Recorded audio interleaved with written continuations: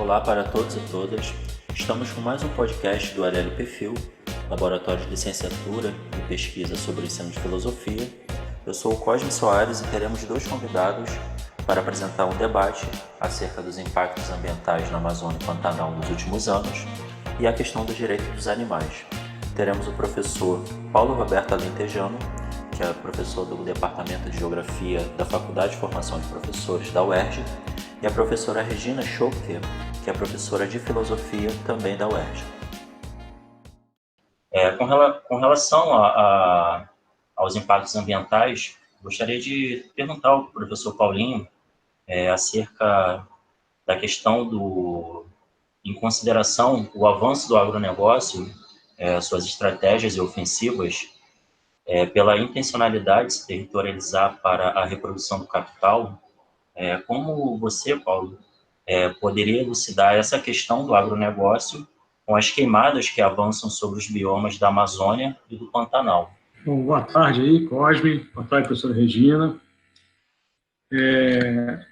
O processo de expansão da fronteira agrícola, né, a partir da expansão do agronegócio, com as suas monoculturas, com a criação de gado, né, é um dos principais motivos que leva à ampliação, né, dos processos de queimada, desmatamento,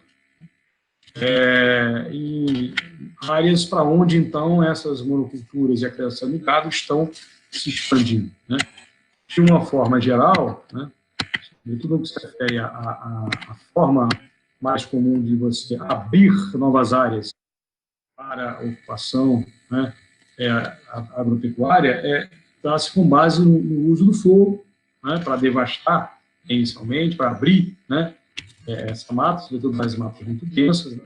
Você faz antes um processo de entrada por áreas, por retirada de madeira, né, mais nobre, né, e depois você taca fogo naquilo que não seria, né, tão útil para o do capital, né, e aí você abre essas novas fronteiras para ter um processo de expansão da criação de gado bovino, para também a expansão da monocultura da soja e outras, né, dentro desse processo. Então, de fato, uma das principais razões, né, do avanço do desmatamento, das queimadas no Brasil, esse movimento de expansão, né, do agronegócio. E ele se dá, sobretudo, estimulado por preços internacionais, né, elevados nas chamadas commodities, né, de mercadorias como soja, milho, né, e esse movimento, né, ele é um movimento que tem, de fato, se agravado, se acirrado nos últimos anos, né, com um governo que é totalmente favorável aos interesses do agronegócio, totalmente contrário, né, aos interesses daqueles que vivem tradicionalmente nessas áreas, sobretudo se a gente pensar na floresta amazônica, comunidades indígenas, camponesas, quilombolas, que são também, tal como a floresta, brutalmente afetados por esse movimento e pela violência desse movimento do agronegócio, né, que, como diz um professor, né, que é uma referência para nós na geografia, o Carlos Alto Gonçalves, né, mata e desmata, na sua expansão territorial. Perfeito, professor.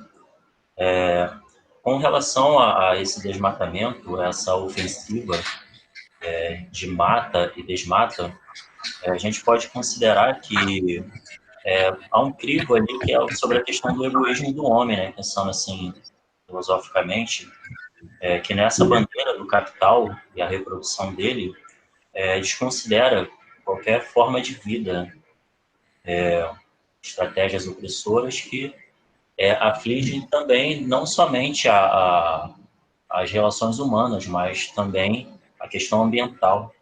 E a professora Regina, que tem a causa dos animais como pauta na sua militância, gostaria que ela pudesse contribuir com algumas considerações acerca dessa crítica, onde o habitat natural dos animais, a vida silvestre, sendo afetada por essas queimadas, tanto no Pantanal como na Amazônia, gostaria que ela pudesse abrir um debate da reflexão sobre a causa animal diante dessa devastação que a gente está tendo mais intensamente. Bem, boa tarde, Cosme, boa tarde, Paulo. Esse tema é um tema, eu acho que muito doloroso, né, o que aconteceu, o que vem acontecendo com esse governo, e tanto para aqueles que estão nos direitos dos animais, quanto para os ambientalistas, né, quanto aqueles que estão vendo do ponto de vista de uma preocupação do que vai restar para o homem, né? E se o homem vai sobreviver a toda essa destruição que ele mesmo produz, né? Essa forma predatória que ele tem de lidar com a natureza, de lidar com a vida, de lidar com o próprio homem, com o próprio ser humano, né?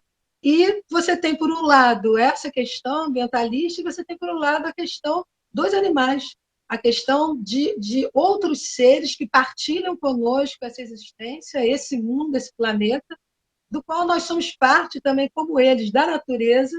Né? Eu acho que a grande questão que a ecologia e os direitos animais têm em comum, algumas coisas a gente se afasta, eu creio.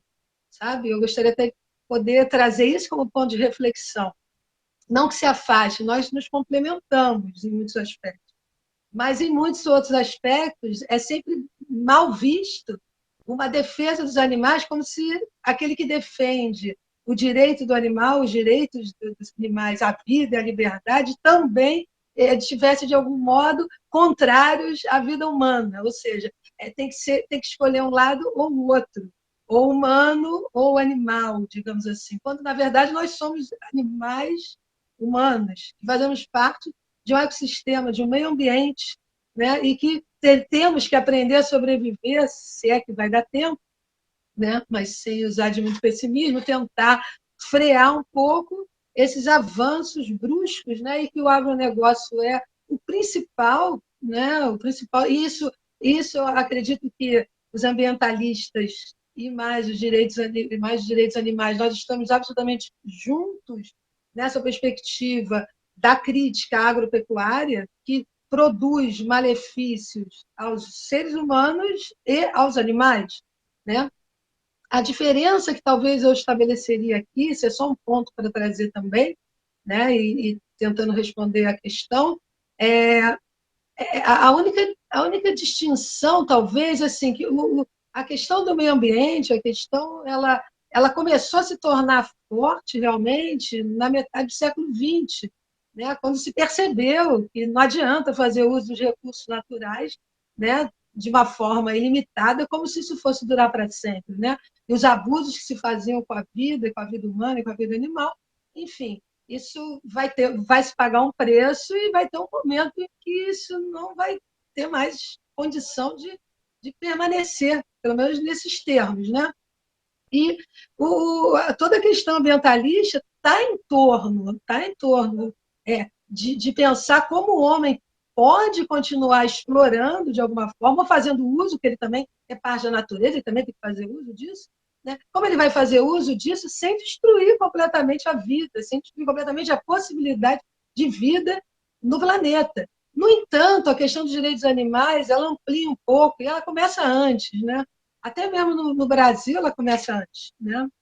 Nós temos já datado de leis de São Paulo, municipais, que já tem uma defesa dos animais próximo do período de abolição da escravatura, talvez por toda a questão, né, da escravidão, que também trouxe os maus tratos a outras vidas. Né? Mas nós temos isso, só que, assim como os direitos humanos estão preocupados não só com o homem universal, o homem geral, mas cada indivíduo, os direitos animais também pensam na liberdade e digamos assim, na defesa da vida de todas as vidas, e não só da vida humana. Claro que em alguns momentos vai existir conflito, mas como resolver o conflito, eu acho que é diferente, às vezes, para os ambientalistas e para os direitos animais. Mas eu acho que, no geral, não só dialogamos, como temos que complementar isso.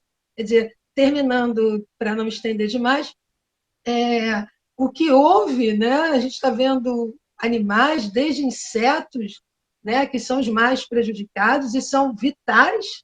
Quer dizer, quando o homem entender de fato que ele não vive sozinho nesse planeta, que ele precisa de um ecossistema para que ele também possa sobreviver, né, ele vai entender que isso é absolutamente é um suicídio, né? Esse governo é suicidário, né? Enquanto ele quer entregar essas terras para economicamente, né, a gente poder a gente lucrar, não, o agronegócio lucrar, né? A gente vai estar simplesmente entregando todas essas nossas riquezas que servem aos humanos e aos animais, né? E integradamente, né? De uma forma totalmente responsável e criminosa, né? No aspecto mais profundo, é criminosa.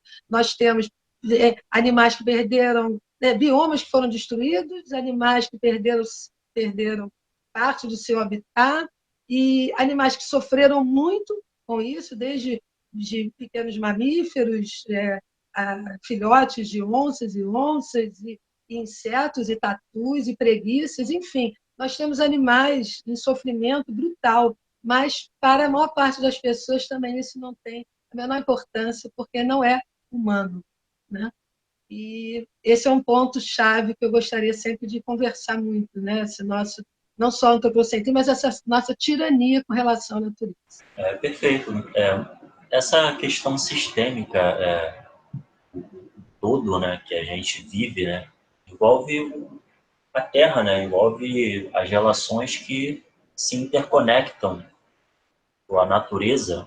E uma questão da sua fala é sobre até mesmo os insetos, né? A gente tem um exemplo das abelhas, que muitos problemas relacionados a abelhas, por elas ter a importância de ser um grande polinizador, muitas plantações do agronegócio, latifúndios, né, com a pulverização de agrotóxicos, fazem um completo extermínio de abelhas, né, que causam problemas inúmeros assim, para a própria reprodução da flora. E a respeito disso, a gente tem o campesinato, que levanta a bandeira, né? Existe uma responsabilidade forte com o campesinato, que é a própria defesa, né, da manutenção dos ecossistemas, a relação biótica, e com isso eu gostaria que o professor Paulo ele pudesse contribuir sobre essa representatividade do campesinato, em contraponto às forças capitalistas que têm o agronegócio como um grande vetor. Então, Cosme, acho que seria interessante a gente partir de uma compreensão do que estamos chamando de agronegócio, inicialmente. Né? Acho que se a gente... Porque o agronegócio, né, ele tenta nos passar uma imagem, né, de que ele é tudo, né, que existe no campo brasileiro. Né? Então, uma propagandazinha que passa, né, na televisão, né, agro é pop, agro é tech, agro é tudo. Como se tudo que existe no campo brasileiro fosse agronegócio. Não é. Né?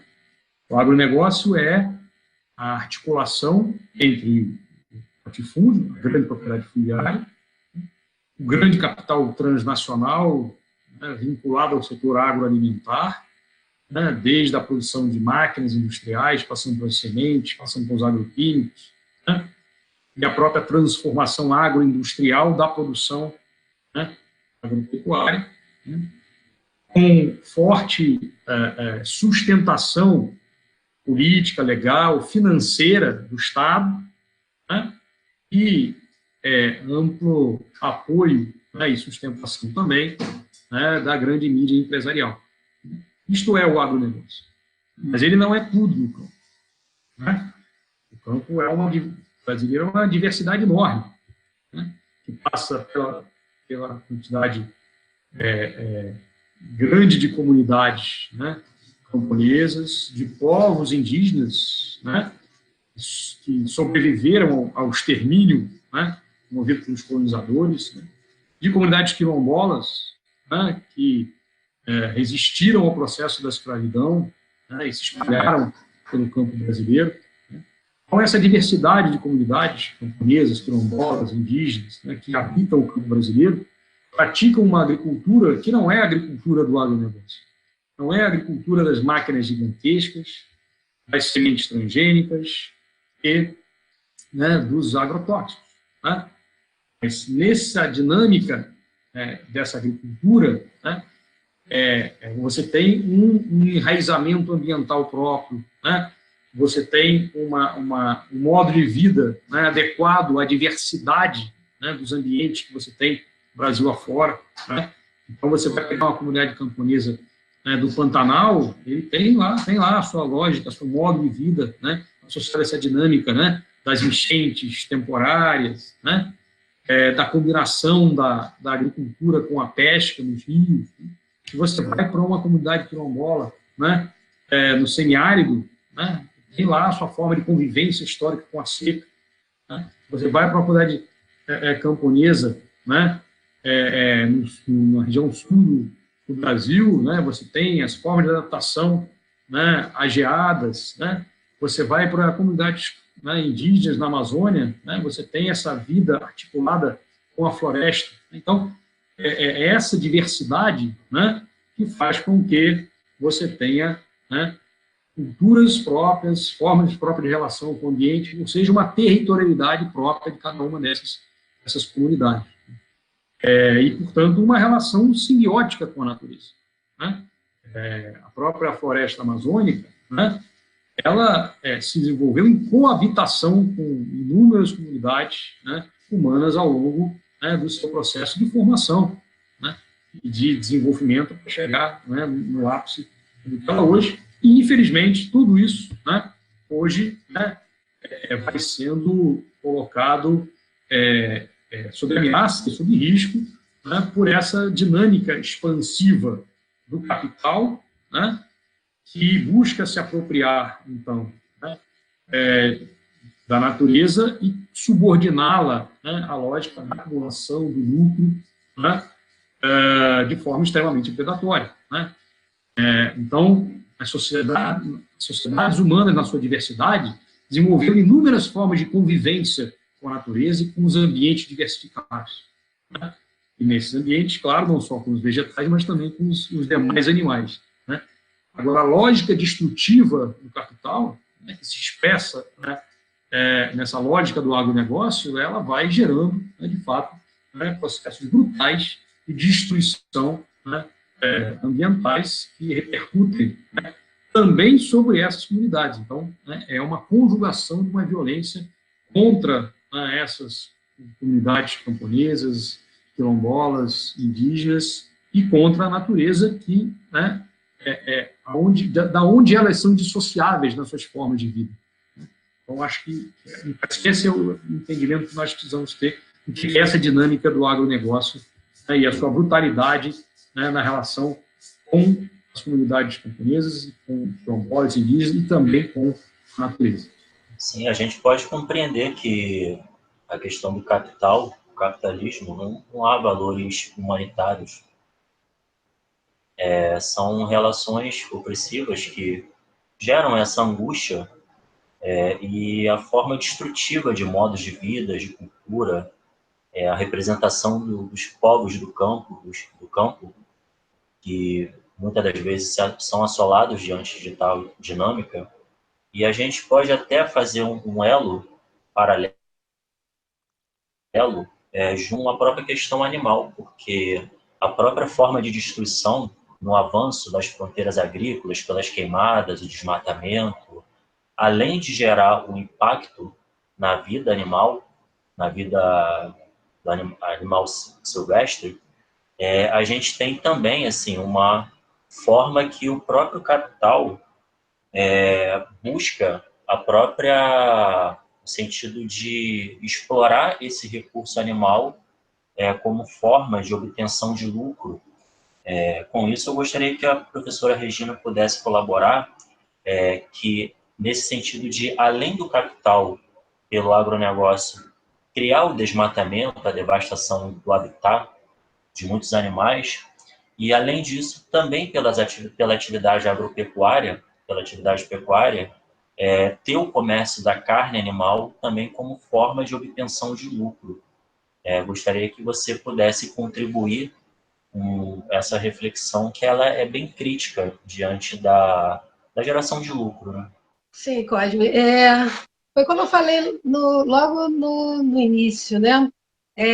Tanto a questão ambientalista que, a meu ver, ela está pautada na preocupação com o ecossistema, mas essa preocupação ela é ditada, pelo menos foi ditada inicialmente, e eu acho que ela continua sendo, esse é meu ponto de vista, talvez um pouco radical, mas ela continua sendo datada pelos interesses humanos, né? É o interesse do humano sobreviver, basicamente, dele não destruir profundamente tudo a ponto de ser impossível a vida nesse planeta, né? Então, a necessidade, e que os ambientalistas fazem, que é maravilhosa, de realmente denunciar todos os abusos que essas indústrias, que essas empresas vão destruindo, não só o meio ambiente, mas também destruindo, como o professor Paulo falou, destruindo a relação que existe entre esse homem e a sua terra e o próprio mundo, né? Essas comunidades, dos indígenas aos campesinos, aos camponeses, mas, enfim, essa questão, para mim, ela é extremamente, assim, acho que é assim, um ponto nevrálgico que une os ambientalistas dos direitos dos animais, no sentido de que a agropecuária, ou melhor, a pecuária, ela é uma das chamada por nós veganos, né, chamada de indústria da morte, né, porque a relação que ela tem com o animal, essa falácia de que nós precisamos de carne e que a carne é necessária e que uma ciência toda comprometida também com esses poderosos também continua acentuando pesquisas que valorizam a questão da proteína animal, tudo isso, e que ainda é capaz de dizer que é preciso para que possa acabar com a fome do mundo, é algo absurdo, que não existe nenhuma preocupação com a fome do mundo, né? A África vivendo como vive, todos esses países, né, em sofrimento total, em pobreza, quantos países, uma pobreza, né, descontrolada, humana, e esse discurso de que não se pode, né, ir por outras vias, que a carne é essencial e ela serve para alimentar a população, ela serve para alimentar o ser humano. Ela não está compromissada em acabar com a fome do mundo. Esse é o primeiro ponto, óbvio. O ponto é só lucro, é só comércio, né? A grande questão é cada vez mais lucros, né? E se desde o século XIX já vem críticas, né, à forma como os animais são tratados, é exatamente porque é imoral, né? É imoral o que é feito. E hoje é feito muito pior, muito mais barbaramente, até. Não, se bem que muita coisa, digamos assim, apareceram leis, né, de protetivas, né, em que, se elas de fato funcionassem, né, seriam leis fantásticas, assim como a nossa legislação é considerada uma das maiores do mundo, o meio ambiente, mas se elas funcionassem, né, se elas realmente não houvesse uma flexibilização para que se pudesse fazer aquilo que interessa, né, a esse agronegócio. Então, eu acho que a questão do animal, e aí eu gostaria de falar um pouquinho sobre isso, né? Porque essa é uma questão que me toca muito. Primeiro, porque eu não vejo essa separação entre o homem e o animal dessa maneira tão brutal, como o homem vê, dessa maneira, desse corte, né? É quase uma espécie de corte ontológico mesmo, né? Como se o homem fosse. E eu acho que foi isso que determinou essa tirania do homem, né? Essa ideia de que ele é superior aos outros animais, a todos os outros seres do mundo, talvez superior em raciocínios lógicos, né? em produção de conceitos, mas em outras coisas. Que superioridade é essa? Que hierarquização é essa sempre, né? Que vem desde a base do homem, essa necessidade de hierarquizar exatamente para dominar. Que é a grande questão, né? Começou com a dominação da natureza para dominar os próprios homens. Então, primeiro se dominou, se escravizou, a gente chama de escravizar, e com toda licença a qualquer questão da escravidão, mas a gente chama de essa exploração da vida animal, que não deixa de ser também uma escravidão, que é roubar essa vida, roubar a liberdade dessa vida, Mas imediatamente veio a escravidão humana, imediatamente esse homem também se coloca numa posição de superioridade para explorar os outros homens. Por que eu estou falando sobre isso exatamente? Por que isso é tão importante nessa questão que une o meio ambiente, a preocupação com o meio ambiente e a preocupação com a causa animal? Porque é necessária uma mudança de mentalidade geral, né? Geral, para que haja uma mudança de fato nessa perspectiva capitalista terrível, que é cada vez mais, né, a coisificação da vida já é antiga, mas cada vez mais, né, a vida sendo tratada como um objeto, como uma coisa, como sem valor nenhum, né? E a percepção de que isso não é só com o animal, é isso que todas as frentes que estão na luta têm que entender, que o animal é apenas o mais vulnerável de todos, é o mais fraco de todos, é o único que não pode, não tem meios de reagir, né? Cabe a nós sermos a voz deles, porque eles serão os mais massacrados de todos. A gente está falando de toda uma estrutura de poder, né, que colocou o animal simplesmente a serviço do homem, como recurso, não é uma vida, não são vidas, ninguém entende como uma vida, ninguém entende que ele tem afetos, que ele tem relações, que ele tem relações com o meio ambiente, exatamente, que são relações vitais para nós humanos também, né? Todo esse equilíbrio depende disso também, mas ninguém entende ele individualmente também como um ser que tem direito à liberdade, né? Se ele vai ser morto para ser caçado, é um ponto que a gente pode discutir em outro momento, né? Isso, dependendo de... o vegano precisa também entender, talvez, uma relação que precisa estabelecer maior com o veganismo ou com os direitos animais, é que não há essa questão absolutamente fechada de que, bem, não, os índios precisam se tornar veganos imediatamente. Não é essa questão que passa no veganismo.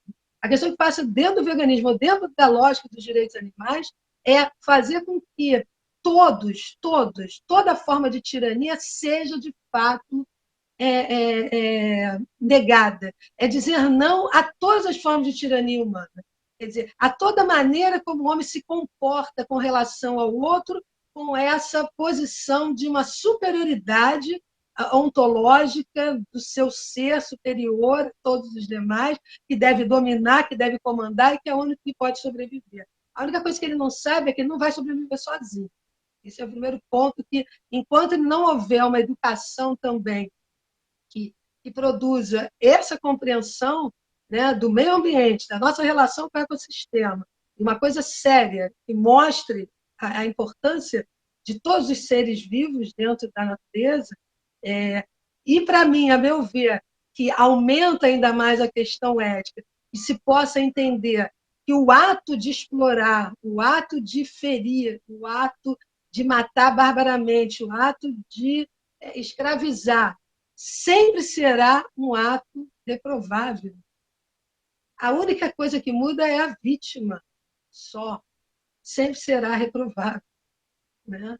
Porque é um ato tirânico sempre. Dispor das vidas de uma forma abusiva é sempre um ato tirânico, né? Então é isso. O que eu gostaria de dizer é que o que a agropecuária faz, ou que é melhor, o que a pecuária basicamente faz. É lógico que a gente tem uma agricultura também voltada para a pecuária, que esse é o grande problema. O professor Paulo pode falar muito bem sobre isso, né? É toda uma plantação de soja que alimenta muito mais esse gado que vive preso em outros países, né, para exportação, do que propriamente servir aos veganos, como muitas vezes eles são acusados, né, de serem responsáveis pelo avanço da soja. Não é verdadeiro isso, né? Então, eu acho que sim, é importantíssimo. Eu acho que um ponto de diálogo muito grande entre os ecologistas e os defensores dos direitos animais. É isso. Professor Paulo, e com esse aspecto, né, da conscientização, essa ética que é importante para a gente pensar uma educação ambiental, gostaria que você comentasse um pouco assim sobre as questões das leis ambientais por ser um propósito de proteção dos biomas, e refletir como se efetiva essa articulação do agronegócio junto com o atual governo. Já que o atual cenário que a gente tem hoje em dia são de queimadas e desmatamento, que atualmente tiveram um impulso muito maior. Gostaria que você pudesse contribuir com esse sentido, já que os governos são provisórios, mas as leis, né, ela tem uma perspectiva de ser permanente, mas criar essa reflexão do atual governo, esse impacto que está assolando a vida natural na Amazônia e no Pantanal. Bom, a articulação do governo atual com os setores ligados aí ao agronegócio, ela é umbilical, é uma ligação umbilical, né? O presidente foi eleito dizendo que não daria mais 1 centímetro de terra para os indígenas, para os quilombolas, os sem terra, né? Que esses segmentos não teriam qualquer, né, benefício dentro do governo dele, pelo contrário, né, opera com uma lógica de criminalização, né, de qualquer movimento social. Chegou a falar em alguns momentos, né, que qualquer ativismo social deveria ser destruído no Brasil, né, portanto, opera favoravelmente aos interesses desses setores, né? E isso se expressa, inclusive, no impulso, né, a eliminação de uma série de legislações que ainda, de alguma maneira, protegem, né, esses grupos e a própria natureza. Então, você tem hoje ficou muito famosa, né, aquela intervenção do ministro do Meio Ambiente, né, que é tudo menos o ministro do Meio Ambiente, né, naquela reunião governamental que vazou ano passado, né, dizendo que a hora de aproveitar, né, que estava todo mundo preocupado com o coronavírus, para passar boiada no que se refere à legislação ambiental, desregulando, né, todas as legislações que fossem possíveis, né. E ele, de fato, produziu vários decretos, várias portarias, né, que foram desconstruindo a legislação ambiental, né, por vários procedimentos, né, além do desmonte, né, do ICMBio, do IBAMA, né, que são os órgãos que cuidam dessa questão ambiental no Brasil, que estão sofrendo, né, não só com perda de pessoal, com perseguição interna, né, aos funcionários, né, desses órgãos, né. Então, há, de fato, né, todo um processo de desmonte da política ambiental, da legislação ambiental, né, em consonância com os segmentos aí ligados ao agronegócio, e não só ao agronegócio, é bom que se diga, né, também a mineração, também, né, as empreiteiras, enfim, há outros segmentos aí do capital que têm interesse, né, nesses processos. Eu entendo que de fato, estamos diante de um momento gravíssimo, né, nesse sentido no país, né.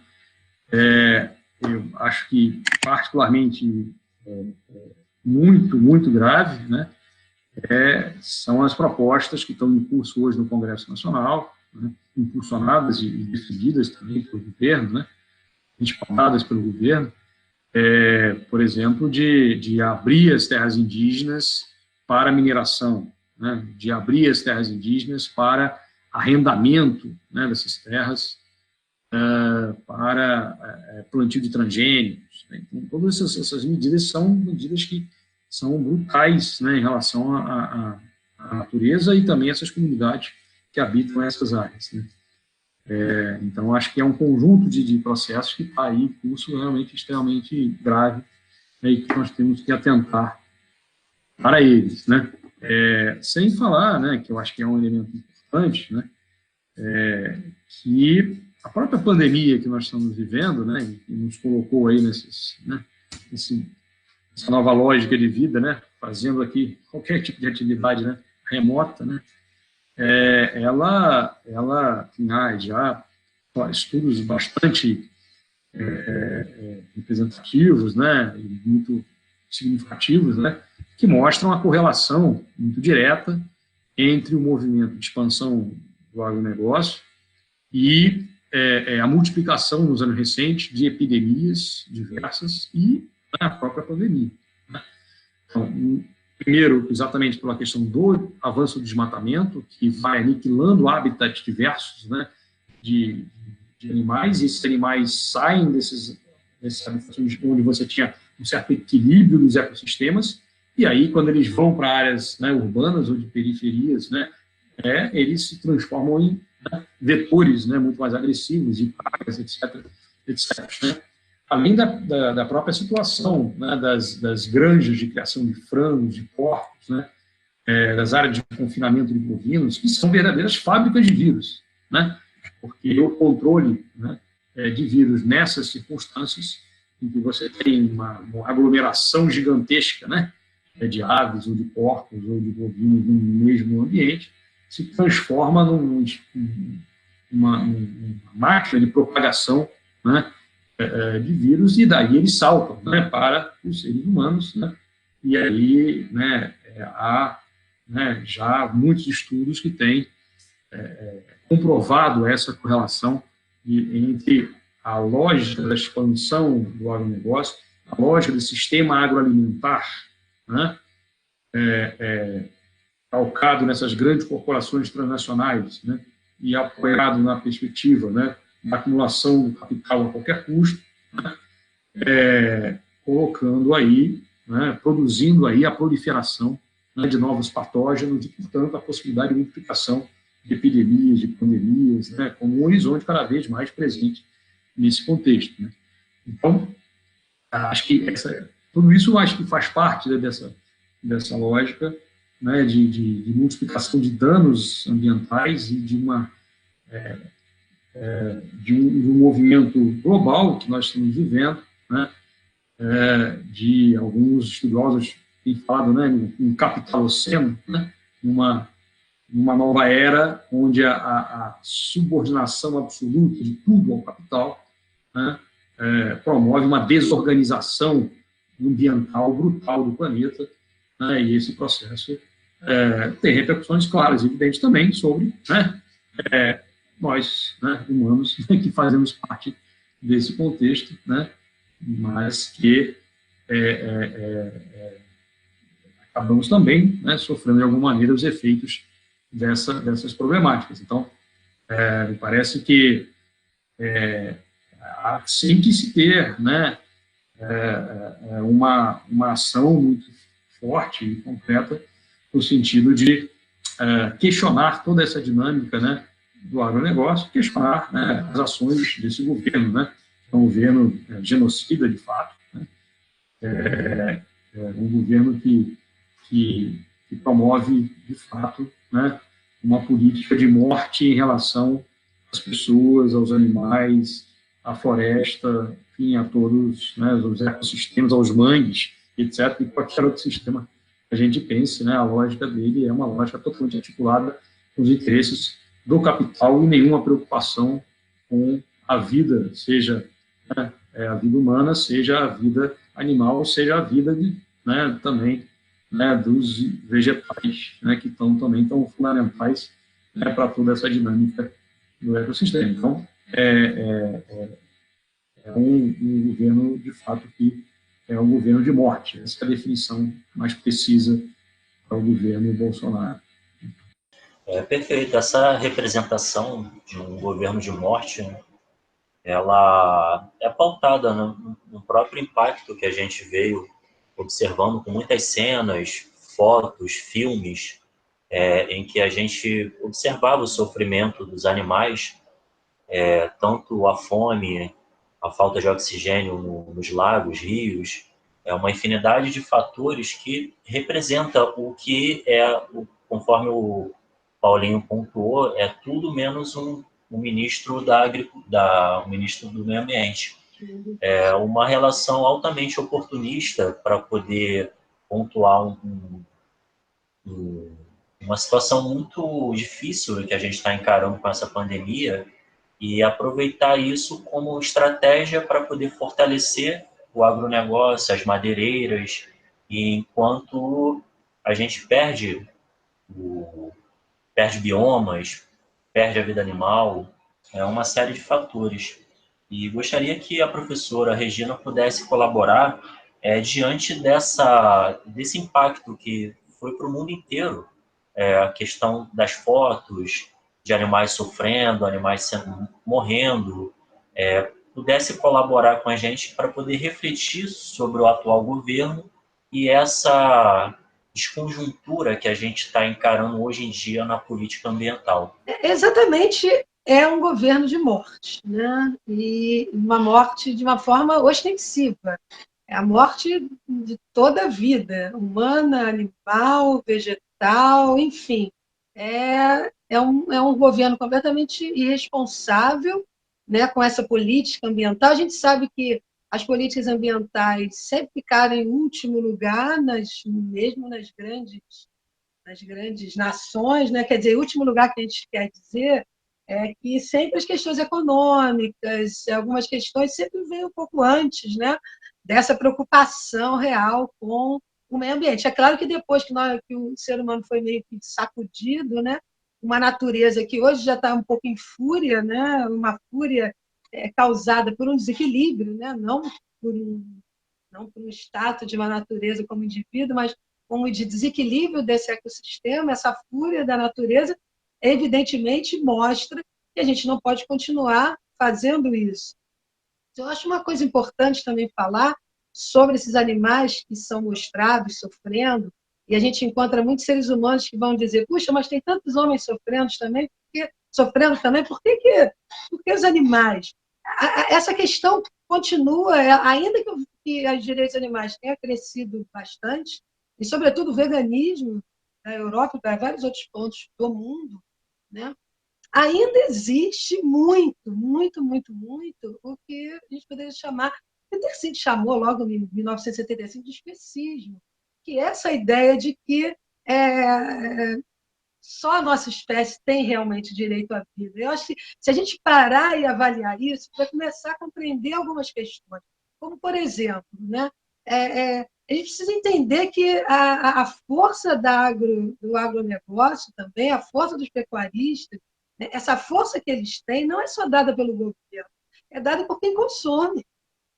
Se quem consome, quer dizer, eu não consumo, mas quem consome, consumir até 20 anos atrás da minha vida, enfim, mas quem consome, né, é a que dá também, digamos assim, é uma demanda que o discurso acaba não conseguindo fechar muito bem, porque existem aqueles que estarão reforçando o poder dos agropecuaristas. Então, quer dizer, é necessário também. Por que os direitos dos animais vêm com uma voz que tenta atingir a nós humanos, a nossa consciência, atingir a forma como nós tratamos de uma forma bárbara, de uma forma homem que se constituiu tirânica e que vem desde sempre. E eu acho que o que o veganismo chama atenção e que os direitos animais, quando eles mostram esses animais que estão sofrendo também, é para ver se desperta, pelo menos, se não pelo lado racional, também pelo lado de uma certa compaixão por vidas que estão sendo destruídas, tanto quanto as vidas humanas. Só que esses animais são destruídos de uma forma mais ostensiva, ou seja, ninguém liga. Ninguém liga. Né? A gente sofre, e é verdade, claro, é a nossa espécie, nós que a gente vai sofrer quando a gente vê alguns povos que estão povos e comunidades que são exploradas, dizimadas, destruídas, tudo isso nos choca. Mas por que não nos choca ver toda essa quantidade de animais que sofrem profundamente? A única coisa que eles podem fazer é gritar, é chorar, e eles sabem que vão morrer, eles sentem, o porco sabe muito bem, né? O porco tem a mesma inteligência do cachorro, assim, a senciência desses animais e toda uma neurociência que hoje já comprovou aquilo que Descartes também quis ocultar, né? Porque nas cartas dele ele dizia que não tinha certeza, mas ele colocou o animal como uma máquina sem alma, digamos assim, o homem como uma máquina com alma e o animal como uma máquina sem alma, ou seja, ele é só digamos, ele é só quase um objeto que age por instinto, por determinações da natureza, ele não tem nenhum tipo de ele não tem nenhum tipo mínimo de raciocínio, de pensamento. Independente disso, ele não sofre,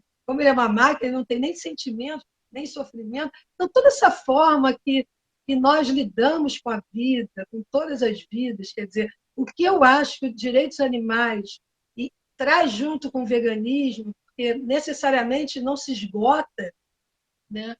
O veganismo não esgota nada, o veganismo é só o início da luta.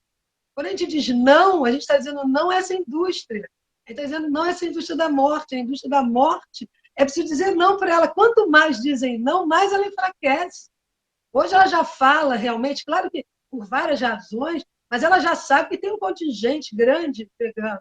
Ela precisa começar a migrar para a carne vegetal, que ela chama de carne vegetal, ela precisa migrar de alguma forma, até porque o meio ambiente também já, em algum momento, isso vai colapsar, né? Mas, quanto mais nós mudamos essa mentalidade, quanto mais nós conseguimos entender, né, e passar para o outro, né, que esse animal também tem direito a viver, né, a viver livre, pelo menos liberdade e direito à vida. Se ela não existe para o animal, não existe para o homem também.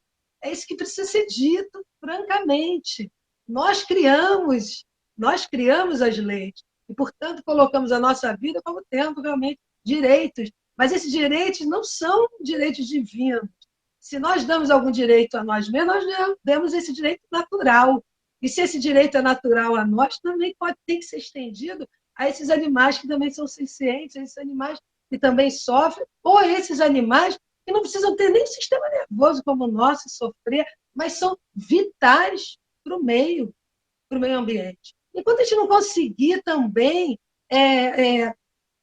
eu acho que essa é a última coisa que precisa ser transposta, até mesmo, vou dizer aqui, não para provocar uma discussão, mas para provocar um diálogo, que até mesmo os ambientalistas precisam, talvez, fazerem uma aproximação maior também dos direitos animais, ao meu ver, não digo todos, tá, Paulo? Eu digo aqueles com os quais eu tenho contato, né? Porque a grande questão é como fazer o ser humano sobreviver. O grande problema é como manter essa natureza funcionando para servir ao homem. Continua essa mesma perspectiva. Vocês acham que com essa perspectiva a gente derruba o capitalismo? Eu não acredito. Não acredito. Você pode ter um controle, talvez, um pouco maior. A gente quer o quê? Um governo que controle um pouco melhor para a gente poder...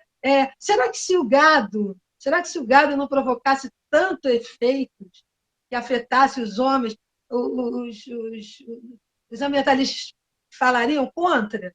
Essa é uma pergunta, né? O homem está ainda... Enquanto o homem não sair dessa posição, essa é a minha perspectiva, esse é o meu ponto de vista, né? Enquanto o homem não sair dessa posição, né, do topo, né, e o único que tem direito à vida, eu acho que a gente não consegue abalar o capitalismo. Esse é o ponto para mim. A gente não consegue abalar as bases dessas questões. Vai ficar só numa luta, o mais forte vai simplesmente oprimir o mais fraco, como sempre. Como sempre, que essa é a nossa lógica. A lógica humana é o forte oprimindo o fraco. Aí você é oprimido no teu trabalho e você oprime quando chega em casa o seu filho, ou o seu cachorro, ou o gato, ou o que seja. Essa é a nossa lógica, a gente não vai romper com essa lógica. É isso que o direito dos animais procura, tenta trazer à tona. É romper com uma lógica, é produzir uma outra forma de olhar para o mundo e olhar para o outro e para os seus próximos, sejam humanos e sejam também animais ou vegetais, enfim, os seres vivos, né? Perfeito, professor. Muito boa explanação. E gostaria aqui de agradecer ao professor Paulo, professora Regina. A gente está aqui encerrando mais uma atividade do laboratório. E o sentido é esse, né? A gente caminhar aí com nossas lutas e a gente conseguir criar estratégias e engajamento para que a gente tenha um pouco mais de dignidade, né? Uma consciência mais ética, um trabalho que a gente consiga deixar um legado, porque quando a gente debate a questão ambiental, ela sempre é um legado que fica para frente. A gente tem uma vida transitória, enfim, mas que a natureza ela permanece. A gente precisa lutar por isso, né? Precisa ter um engajamento e estratégias de luta para que a gente consiga construir o tão sonhado mundo melhor, né? Em todas as esferas. Agradeço mais uma vez a vocês dois. Muito obrigado pela participação. Agradecer aí o convite a participar. Eu não sou exatamente ambientalista, eu sou um estudioso da questão agrária e também atuo junto com os movimentos sociais no campo, né, em defesa da reforma agrária, em defesa dos direitos de populações camponesas, indígenas, quilombolas e contra, né, essa lógica, né, do agronegócio que domina, né, o campo brasileiro, que hegemoniza o campo brasileiro, né, mas entendo que essas comunidades, né, elas camponesas, indígenas, quilombolas, elas têm uma forma de vida em relação ao ambiente que é completamente diverso, né, da forma de vida, da forma de relação com o ambiente que o agronegócio tem, né, e que, como expressão da forma de relação com o ambiente, o capital tem, né. Acho que há muitas lógicas de vida humana distintas, né, na Terra, né?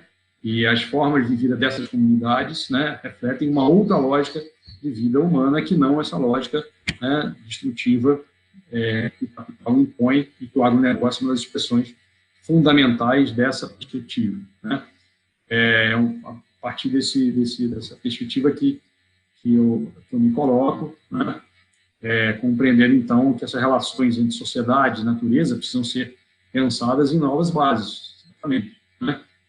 Nós somos parte da natureza também, né? E temos que entender, né, essa relação a partir dessa perspectiva e não da perspectiva do capital, que é a perspectiva, de fato, da subordinação da natureza aos seus interesses, ao interesse da acumulação, assim como subordina, né, homens, mulheres, né, cotidianamente, para promover a acumulação de capital, né, em detrimento da própria possibilidade de vida decente, né, de todas as pessoas que são oprimidas e exploradas, né, pelo capital. Então, é um pouco nessa perspectiva que eu falo e que eu, então, me coloco aqui e gostaria, então, mais uma vez, de agradecer o convite para participar desse debate. Obrigado, professor Paulo.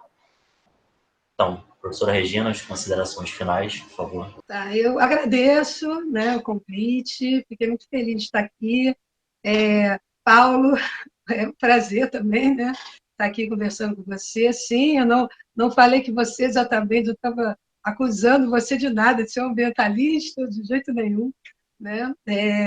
Mas essa é uma questão, para mim, muito importante. Eu até estava escrevendo um texto sobre isso, sobre a questão do meio ambiente e os direitos animais, né? Como é que fica esse diálogo aí também entre nós, né? Estamos todos preocupados, todos nós, né? Preocupados tanto com a questão humana quanto a questão dos animais, né? Talvez com uma perspectiva um pouquinho diferente. Traz uma perspectiva ética muito forte, uma perspectiva ética que também contempla a relação do homem com os outros seres vivos, não apenas a relação do homem com o homem, mas a relação que ele estabelece com outros seres vivos, mesmo que seja uma relação diferente da relação predatória, dessa relação capitalista, baseada no lucro, que é uma coisa insana, absurda, autodestrutiva, quer dizer, esse homem se autodestrói, na verdade, né? Enquanto os outros estão vivendo, têm uma vida maior simbiose, né? O que não significa também que muitas vezes tratam bem os animais, também não significa isso. Também a gente a gente também tem a consciência, temos, pelo menos enquanto militantes de uma outra perspectiva, de uma causa, que eu vejo como ampla, muito ampla. Eu acho que a causa animal seria a primeira, meu filho. Eu queria dizer isso para vocês. Não é que ela vem antes da humana, não.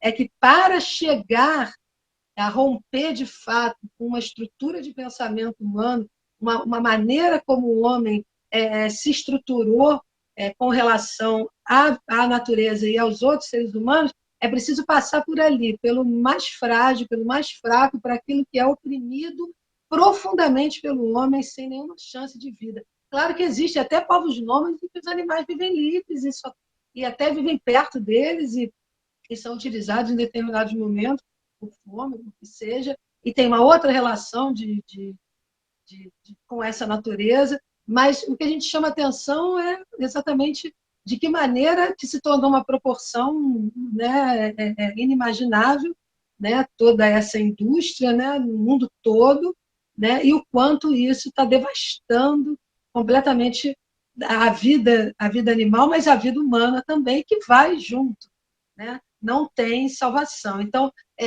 ferir, destruir, escravizar a natureza é também fazer o mesmo com o homem.